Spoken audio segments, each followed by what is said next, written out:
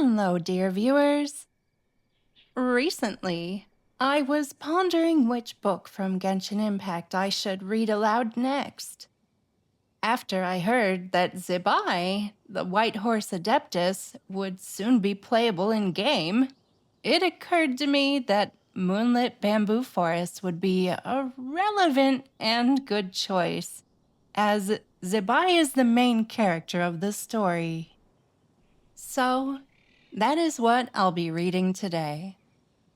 Moonlit Bamboo Forest is a 4-volume book collection that you can obtain in-game from various locations in Liyue. Let's dive right in, shall we? The description of Volume 1 reads as follows.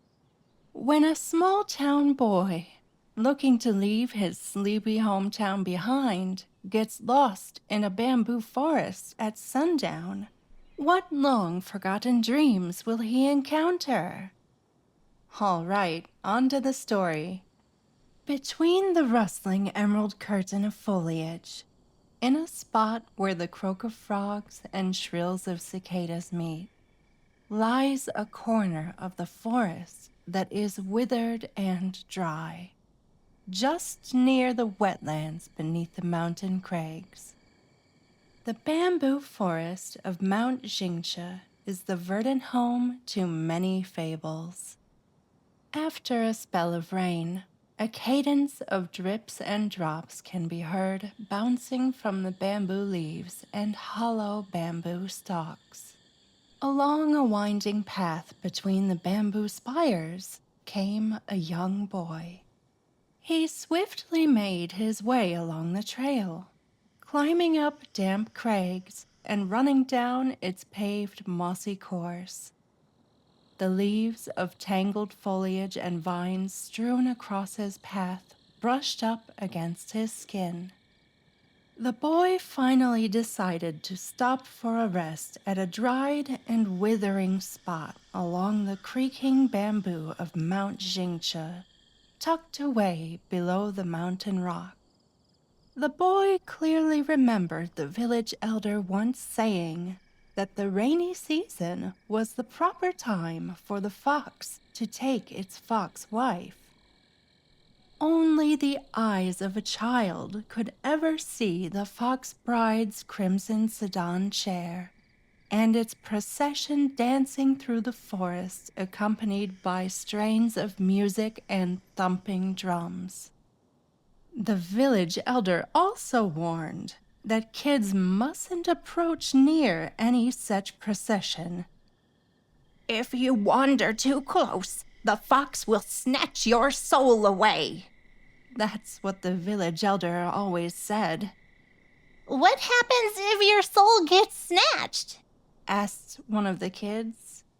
"Once the fox has your soul, your fate will be forever sealed. Perhaps they will use you for music in their processions, smashing you like a cymbal and beating you like a drum, horns blaring all around. There will be no rest for your soul." The elder would never forget to pose as if she were beating a drum, scaring all the little ones. As the boy grew older, he stopped believing the elder's silly fables. Following the Seeley's wispy trails, he passed through the green labyrinth, accompanied by the faint calls of foxes coming through the thickets along the way. Those crafty creatures hiding deep in the forest will seldom reveal themselves or their boisterous bridal processions to careless treading travelers. The boy was feeling quite low in spirit, kicking pebbles off the road and stomping up the seemingly unnatural stairways along the way, wandering further into the heart of the bamboo forest. The village elder once said that this very forest was once an ancient kingdom conquered by the Geo-Archon. But what did the Geo-Archon look like? Did it have arms and legs or eyes like us? Or was he more like the stone beasts found along the water banks? The herb gatherers that periodically set up shop in the city to sell their herbal ingredients would always bring tales of the year's rite of dissension. Listening to their stories, one could only imagine the amazing scene of the Geo-Archon descending to the world. But, of course, the curious kids could only hope to someday see the great Archon that had been revered for generations with their very own eyes. Was the immovable Mount Jingche a gift from the benevolent Geo-Archon? Or were the decades of peaceful living that which had already been ordained by the Archon? The answers to these questions lay outside the village, within the aging forest on the mountain. Bubbling with questions and expectation, the determined boy made his way forward beneath the scattered shadows of bamboo leaves. That is the end of Volume 1. Let's read on to Volume 2. The description of Volume 2 reads as follows. As the moon slowly rises in the night sky, small town boy meets bamboo forest girl. But is he voyaging into the realm of the Adepti, or setting foot in some monstrous trap? Ooh, let's begin Volume 2. Lost among the green bamboo canopy, the young lad soon met an unexpected companion. "What's the matter? Are you lost?" The lad heard a gentle voice among the rustling bamboo stalks, speaking with a hint of sarcastic playfulness. The lad turned to see a slender woman garbed in white. She stood beside a clear babbling brook, with beads of water glistening on her woven rush raincoat. Her golden eyes melding with the rays cast through the forest by the setting sun. The village elder had once said that there were white horses that would leap from clear springs to become adepti to assist the campaigns of the Lord of Geo. But no one had ever specified which spring, or the honorable name of the illuminated beasts that sprang from it. Besides, the woman that stood before him now didn't appear to be an adeptus, apart from the piercing gaze of her golden eyes. Furthermore, he had never heard of any adepti that needed to wear raincoats. "Well, if it isn't another fool!" The lady garbed in white began to chuckle, squinting her eyes with a smile. Who are you calling a fool? Replied the young lad in a fluster. This was certainly no adeptus. Who could have heard of an adeptus that would speak in such a deplorable manner? I wish to embark on an adventure. I wish to sail across the seas and witness the stone spears of the Lord of Geo for myself. You've only just embarked on your journey, and yet you've already fallen astray among the bamboo forest. The woman's reply was calm and even, her eyes making a subtle smirk. The lad already found her particularly annoying. I don't need your... There's no shame in being lost. Come, follow me. I will lead out of here. The woman snickered and extended her slender hand toward the boy. Her white skin glimmered under the rays of the sunset that shone between the bamboo leaves. Thank you. The young lad took her outstretched hand. Her skin was cold and damp to the touch, much like fresh rain upon a mountain, or dewdrops upon a bamboo shoot. The setting sun gradually fell behind the mountain ridge, and the afterglow in the clear above gradually began to darken. The village elder said that once the warm glow of the setting sun fades, the spirit of the mountain woods becomes a cold and murky breeding ground for monsters. These monsters are born from a past that has long gone, their spirits forming from the resentment and unwillingness of the dead. Any bamboo they ensnare, by them will dry up and die, and any person they ensnare will similarly grow weary and fade from existence. Sometimes they will even call upon passers-by to assist them with matters that they could not accomplish on their own, before leading them into a trap from which they could never return. Other times, they would act as a guide for innocent travelers, leading them into a den of demons. So you see, little ones, you must stay vigilant and never let your guard down when you journey far from familiar soil. Thus said the village elder, patting the kids on their heads as she finished the story. Come to think of it, could this woman in white be a monster of the mountain woods? The lad grew nervous in his heart and couldn't help but slow his pace. What's the matter? The woman turned around, her golden eyes shining through the moonlight draping over her silhouette. That is the end of Volume 2.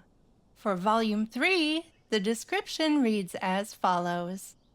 Deep in the bamboo forest, reality has coincided with a story from the distant past. But the crossover ends as the bright moon reaches its peak in the night sky, and small-town boy disappears into an indescribable dream. All right, let's read on to Volume 3. Nightfall seemed to always hasten its approach over the bamboo forests of Mount Jingche. Gazing upward, the silvery moonlight was scattered amidst the shadows of the bamboo forest's leaves. In a spot, illuminated under the moonlight, far from the croaking frogs and chirping cicadas, new bamboo culms had just sprouted from the ground. The bamboo forest of Mount Jingche is the verdant home to many fables. As night fell, the woman garbed in white began to recount many stories to the young lad, ancient tales that the lad had never heard before. Long ago, 3 bright moons once hung high in the night sky. These 3 moons were sisters, their years numbering more than those of the Geo-Archon, and their year of birth predating the very bedrock upon which Liyue Harbor now rests. The moons were daughters of prose and song, sovereign over the night sky. They navigated the heavens above in their silver carriage, alternating with one another thrice a month. If the rain was not promptly passed from one sister to the next, a terrible disaster would occur that very day. These 3 luminous moons shared but one love, the stars of daybreak. Only at the fleeting moments when day and night converged could one of the 3 sisters pass the fading stars and gaze upon the chambers of the morning stars. Moments later, as the new dawn would break over the horizon, the carriage would quickly ferry the night's sister away. The 3 sisters shared an equal affection for their one and only love, much like the affection they shared for one another. But this was all before the world was smashed against the tides of great calamity. With time, disasters overturned the sovereign carriage and laid ruin to the halls of the stars. The 3 sisters of the night turned against one another, leading to their eternal parting by death. Only one of their pale corpses now remains, ever shedding its cold light. The woman raised her head and gazed at the moon through the sea of bamboo. Her long, slender neck was covered in silver light, and her eyes shone gold. The wolf packs are children of the moons. They remember the calamities and the tragedies that ensued. Hence, they lament the fate of their mother with each new moon. It is also why those who live among the wolves call the morning stars, the surviving love of the moon, the grievous stars.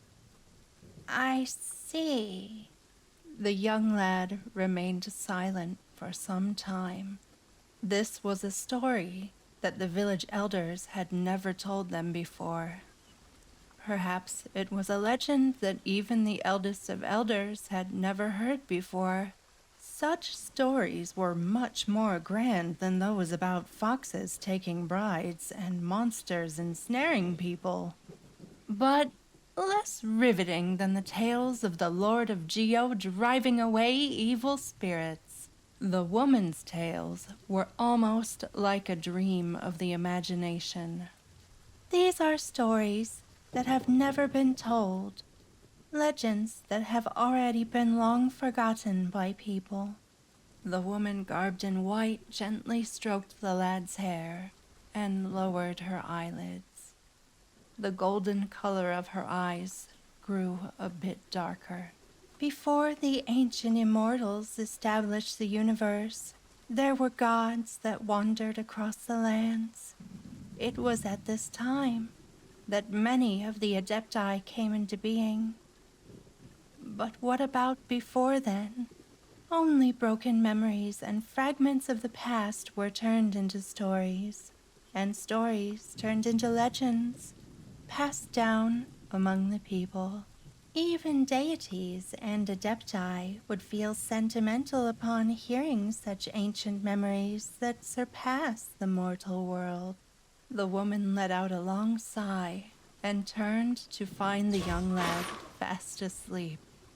That's unbelievable. With a helpless smile, she took off her raincoat and placed it over the young lad.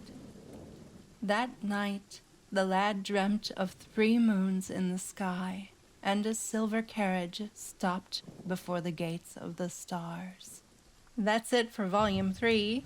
Let's jump right into the description of Volume 4, which reads as follows. As dawn gently approaches, the fate of the 2 youngsters diverges, and they go their separate ways. But the echoes of that ancient story still resound within the forest, waiting for the day that they may welcome small-town boy back into their midst once more.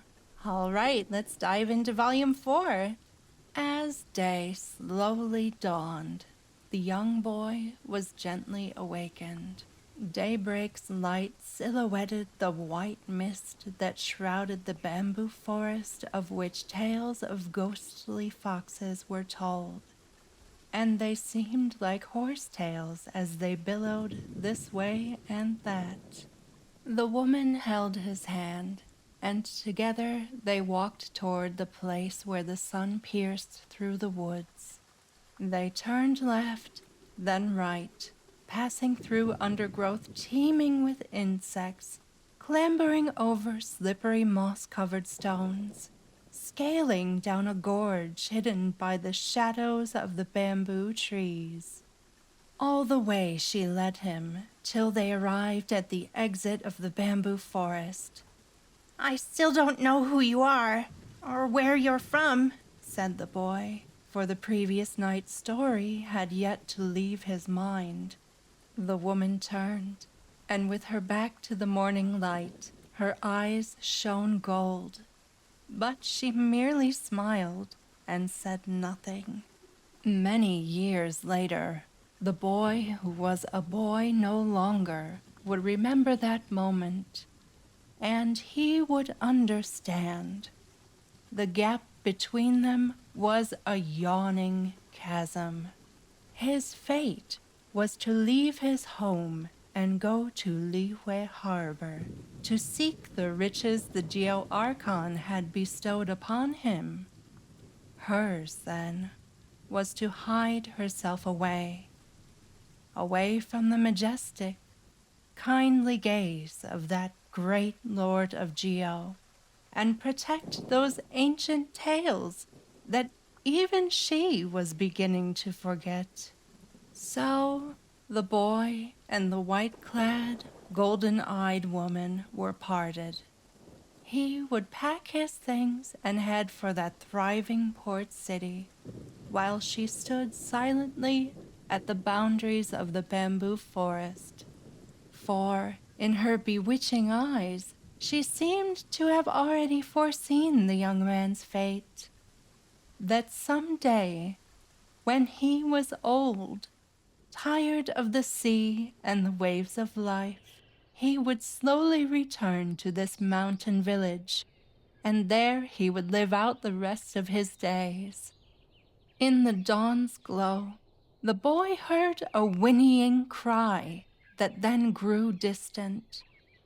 He turned and looked, and there was nothing behind him but a single strand of hair that had come to rest on his shoulder. That is the end of Moonlit Bamboo Forest. I hope you all enjoyed listening as much as I enjoyed reading this story.